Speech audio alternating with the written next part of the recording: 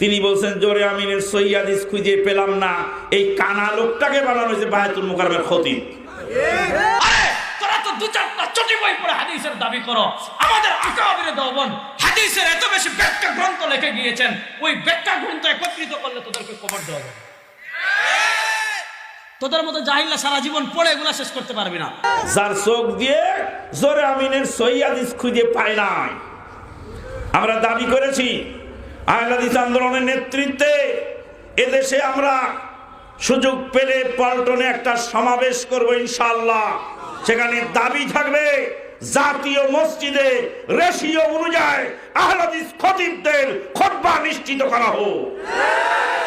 আপনারা জানেন শেখ আব্দুল মালেক হাফিজুল্লাহ ইতিমধ্যে বাংলাদেশের সীমা ছাড়িয়ে সারা দুনিয়ার আহলুল ইলম তালিবুল ইলম যারা আছেন তাদের কাছে